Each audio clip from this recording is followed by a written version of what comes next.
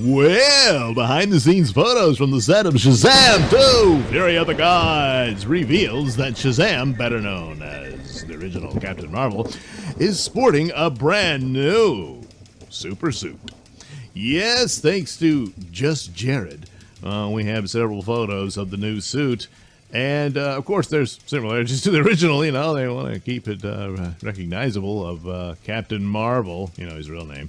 But this one is looking a lot more scaly and kind of hints back to the style of Snyderverse.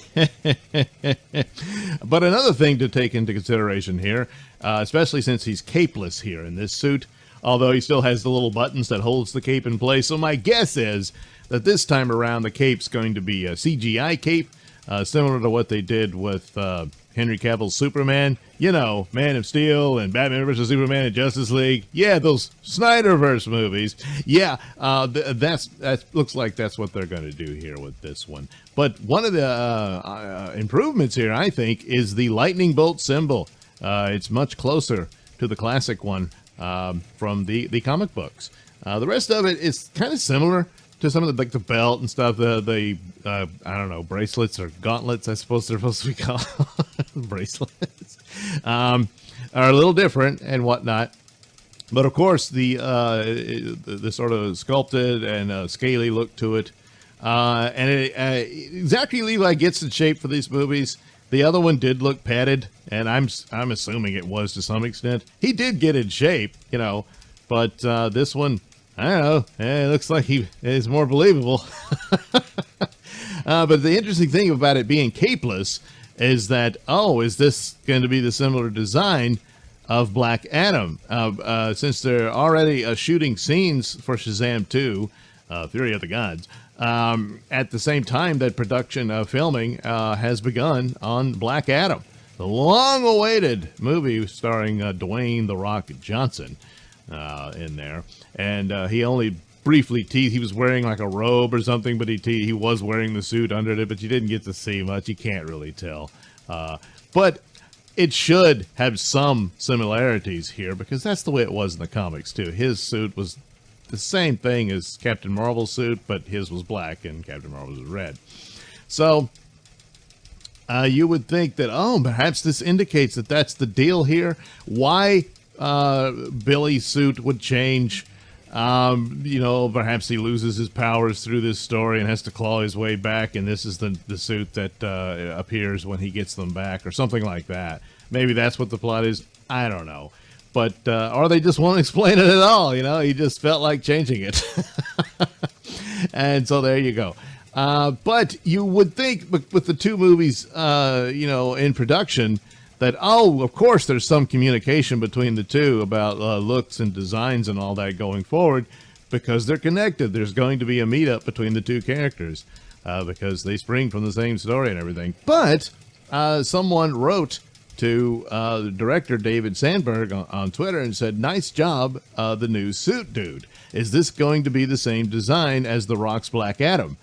Well, David responded, "I haven't seen his suit." Well, so much for the theory about that there's some sort of coordination between the two. I hope they get on that. Not that there has to be a constant, but, you know, you run into some problems.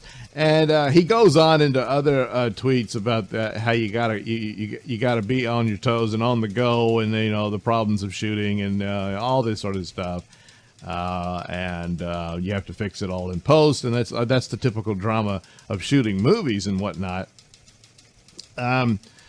But at the outset, you would think certain things are set in place, but you know, maybe not. I don't know.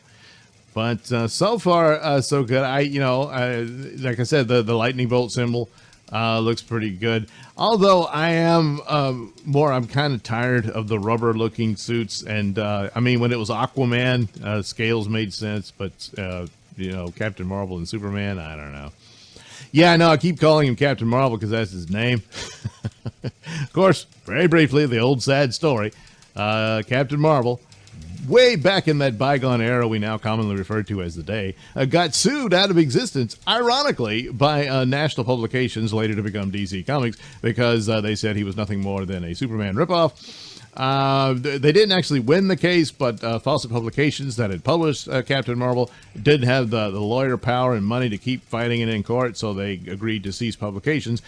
Ironically, again, DC bought the character, but by the time they decided to start publishing it, Marvel Comics had already made their own Captain Marvel, so they couldn't really use the Captain Marvel in the title, so they called it Shazam. And there you go.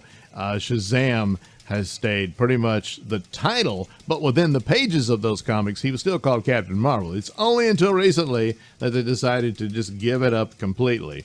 However, they could have called him Captain Thunder. I mean, he's got a lightning bolt on his chest. What's wrong with that? Oddly enough, Captain Thunder was one of the names considered at the outset when the character was being created. Originally, it was going to be a team of them, which eventually happens with all the kids living with Billy and stuff becoming their own superpowered superheroes and all that. But they dropped that and settled on one. They were calling him Captain Marvelous at the last minute. And decided to shorten that to Captain Marvel. But looking back, why not just go back to that? It's in keeping with it, you know. They didn't do it. At one point, they were considering a black version of Captain Marvel, meaning that there was a young black boy. He was going to, I think it was an alternate Earth type thing, and he was going to be called Captain Thunder. But they never went with it. And I forget about when that was going to be done, but that was some time ago. But anyway, it's a better title than just calling him Shazam. You know why? Because even within this story, you know who Shazam really is? It's the Wizard. Yes, it is. And still an important part, especially going into Black Adam's story. Shazam's going to be in there. Back in his younger days.